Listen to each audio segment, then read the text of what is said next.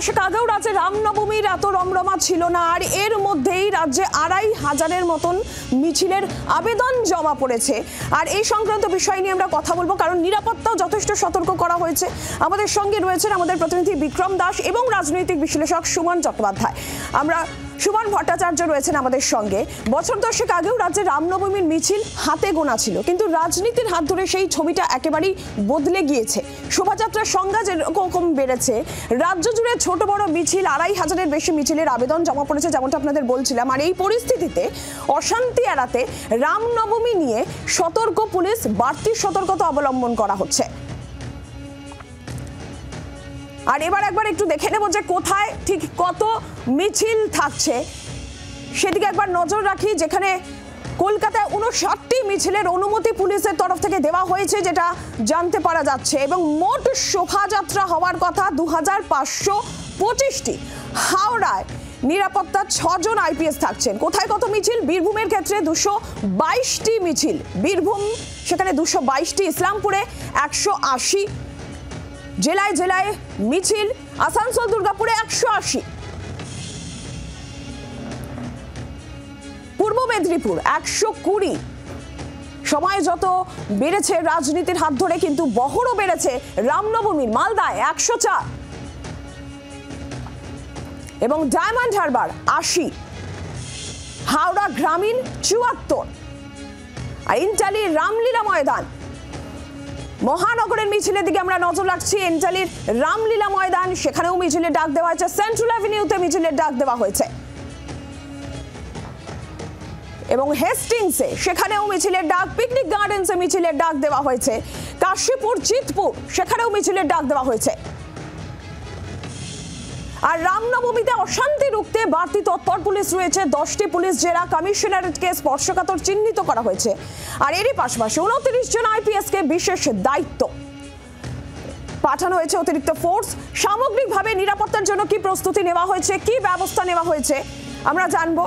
আমাদের সঙ্গে আমাদের প্রতিনিধি বিক্রম দাস সরাসরি রয়েছেন আমাদের সঙ্গে। বিক্রম, খুব স্বাভাবিকভাবে এত মিছিলের আবেদন জমা পড়েছে, মিছিল জেলা কলকাতার আমরা নজর রাখছিলাম, বাড়তি সতর্কতা পুলিশ প্রশাসন রয়েছে। ঠিক কি কি সতর্কতা অবলম্বন করা হচ্ছে? রামনবমীকে কেন্দ্র করে কি পরিকল্পনা রয়েছে?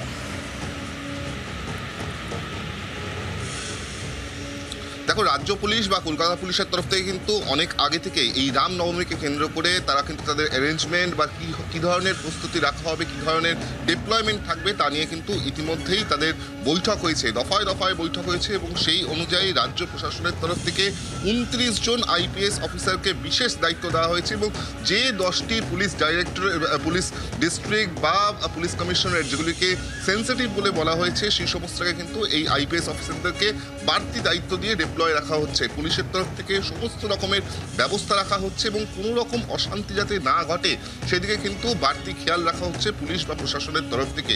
প্রশাসনিক সূত্রের খবর যে একদিকে যেরকম কলকাতা পুলিশ এলাকায় সেখানে বিভিন্ন জায়গায় যে সমস্ত মিছিলের জন্য পারমিশন চাওয়া হয়েছে, সেই সমস্ত মিছিলের রুটগুলিতে পুলিশের তরফ থেকে নিরাপত্তা ব্যবস্থা রাখা হবে। সমস্ত ধরনের যে ফোর্সেস থাকে, স্পেশাল ফোর্সেস থাকে বা স্পেশালাইজড ফোর্সেস থাকে, তাদেরকে সেখানে ডিপ্লয়মেন্ট করা হচ্ছে। পাশাপাশি যারা সিনিয়র আইপিএস অফিসার তাদেরকেও সেখানে ডিপ্লয় রাখা হচ্ছে। পুলিশের তরফ থেকে সমস্ত এই মিছিলগুলোকে বা প্রসেশনগুলোকে ভিডিওগ্রাফি করা হবে, এবং হাইকোর্টের নির্দেশ যা ছিল সেই মেনে এই মিছিলগুলো হচ্ছে কিনা বা এই প্রসেশনগুলো হচ্ছে কিনা সেটাও কিন্তু পুলিশের তরফ থেকে খেয়াল রাখা হচ্ছে। অপরদিকে হাওড়া কমিশনারেট সহ উত্তর দিনাজপুর, দক্ষিণ দিনাজপুর, শিলিগুড়ি, কোচবিহার এই সমস্ত জায়গায়ও কিন্তু বাড়তি সতর্কতা নেওয়া হচ্ছে পুলিশের তরফ থেকে, এবং সেখানেও এই ধরনের অ্যারেঞ্জমেন্টস রাখা হচ্ছে, এমনটাই আমরা পুলিশ সূত্রে জানতে পারছি। এরই মধ্যে যেটা জানিয়ে রাখবো যে আমরা জানি যে এতদিনে রাজ্য রাজনীতিতে সেখানে কিন্তু দেখা গিয়েছিল লাল ঝান্ডা, গেরুয়া ঝান্ডা, ঘাস ফুলের ঝান্ডা, কিন্তু এবার যেটা দেখা যাচ্ছে তা হলো রামধ্বজা বা রাম ঝান্ডা। আমরা মধ্য কলকাতায় এই মুহূর্তে দাঁড়িয়ে রয়েছে অ্যাসেম্বলির সামনে, সেখানে দেখা যাচ্ছে যে সারি দিয়ে এভাবেই কিন্তু রাম ঝান্ডা লাগানো হয়েছে বা রামধ্বজা লাগানো হয়েছে, এবং প্রত্যেকটি দোকানে কার্যত এক একটি দোকানে ৫০,০০০ টাকার বেশি এই রাম ঝান্ডা বিক্রি হচ্ছে। অর্থাৎ বোঝাই যাচ্ছে যে এই রামনবমীকে কেন্দ্র করে যে পারদ চড়ছে, যে রাজনৈতিক পারদ চড়ছে, বিশেষ করে ২০২৬-এর বিধানসভা নির্বাচনের আগে তা কতটা চড়ছে সেটা কিন্তু স্পষ্ট। এর পাশাপাশি যেহেতু তুমি বললে নিরাপত্তার বিষয়টা এবং তার সঙ্গে সঙ্গে রাজনৈতিক পারদ, বিশেষ করে আমরা দেখেছি যে বিভিন্ন রাজনৈতিক দলের তরফ থেকে তাদের নেতৃত্ব কিন্তু এই রামনবমী নিয়ে তারা নিজেদের মতন বক্তব্য রাখছে। সেই জায়গায় দাঁড়িয়েই পুলিশের তরফ থেকে বা প্রশাসনের তরফ থেকে বলা হচ্ছে যে কোনো রকম কোনো প্ররোচনায় যাতে মানুষ পা না দেয়, কোনো রকম অশান্তিতে তারা যেন ইনভলভ না হয়, এই বিষয়টা সাধারণ মানুষকেও তারা সচেতন করছে। পাশাপাশি পুলিশি নিরাপত্তা ব্যবস্থা যেরকম রাখার সেরকম ডিপ্লয় থাকবে, এমনটাই প্রশাসনিক সূত্রের খবর। বিক্রম, তুমি আমাদের সঙ্গে থাকো। এই মুহূর্তে আমাদের সঙ্গে রাজনৈতিক বিশ্লেষক সুমন ভট্টাচার্যও রয়েছে। সুমনদা, কয়েক বছর আগেও যদি দেখা যায় তাহলে কিন্তু রামনবমী নিয়ে এই যে উৎসাহ উদ্দীপনা, এত সংখ্যক মিছিল শোভাযাত্রা ছিল না। সময়ের সাথে সাথে বিশেষ করে আমরা যদি দেখি এই বছর এত উন্মাদনা, তার পিছনে কি কারণ বলে আপনার মনে হচ্ছে?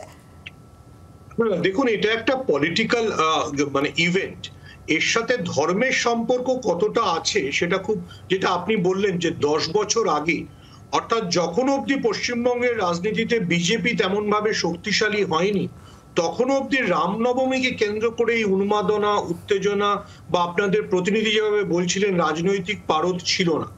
দেখুন, আজকে বাসন্তী পুজো, অন্নপূর্ণা পুজোর অষ্টমী, আমরা অনেকেই বাঙালিরা এই অন্নপূর্ণা পুজোর অষ্টমীতে অঞ্জলি দিতে যাব, ভোগ খাবো, কিন্তু পুজোর পরে হাতে অস্ত্র নিয়ে বাঙালি পুরুষরা রাস্তায় বেরিয়ে পড়বেন, এটা ছিল না। এটাকে একটা পলিটিক্যাল ইভেন্ট তৈরি করবার চেষ্টা বিজেপি করছে এবং সেটাকে ব্যবহার করে হিন্দু ভোট কনসলিডেশনের চেষ্টা করছে। আমি আপনাকে একটা কথা মনে করাই, 34 বছর পশ্চিমবঙ্গে বামফ্রন্ট শাসন ছিল। যখন সিপিএম তার শীর্ষে, তখনও কলকাতা শহরের সব প্রায় বড় দুর্গাপুজোই ডানপন্থী কংগ্রেস নেতাদের দখলে ছিল। সুব্রত মুখোপাধ্যায় পুজো করতেন, দুর্গাপুজো, সোমেন মিত্র কালী পুজো করতেন।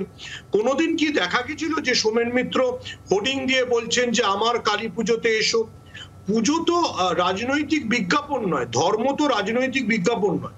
এই যে ব্যানার লাগিয়ে, হোর্ডিং লাগিয়ে বলতে হচ্ছে যে রামনবমী পালন করুন, বোঝা যাচ্ছে এটা ধর্মের কারণে নয়, এটাকে পলিটিক্যালি মাইলেজ নেওয়ার চেষ্টা চলছে। আবারও বলছি যে রামনবমী বাঙালির সংস্কৃতি নয়।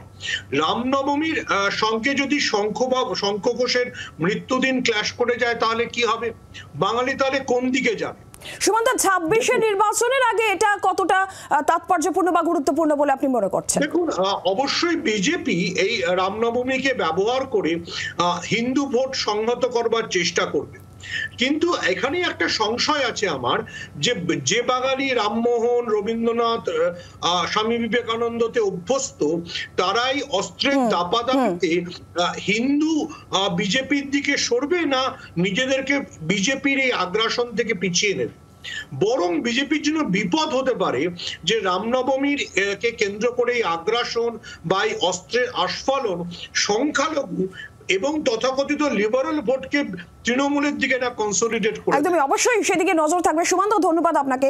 সুমন ভট্টাচার্য রাজনৈতিক বিশ্লেষক ছিলেন, বিক্রম দাস আমাদের প্রতিনিধি ছিলেন। বিক্রম, তোমাকেও ধন্যবাদ। আর এই যে রামনবমী এবং তার প্রস্তুতি, এই সমস্ত কিছু নিয়েই আমরা রাজনৈতিক মহলের প্রতিক্রিয়াও পাচ্ছি। বিজেপি নেতা দিলীপ ঘোষ, তিনি কি বলছেন? তৃণমূল কংগ্রেস নেতা জয়প্রকাশ মজুমদার, তারই বা কি প্রতিক্রিয়া এসেছে, শুনবো। রাম তো সব জায়গায় আছেন, এতদিন রামের ইচ্ছাই চলছে। এই যে কোর্ট রায় দিয়েছে, এটাও রামের ইচ্ছা, আর তারপরে সরকার চলে যাবে 1 বছর পরে, সেটাও রামের ইচ্ছাই হবে। রাম ছাড়া ভারতবর্ষে কিছু চলবে না। ভারতবর্ষে পরিবর্তন হচ্ছে, রামের নামে কোটি কোটি লোক রাস্তায় নামবে।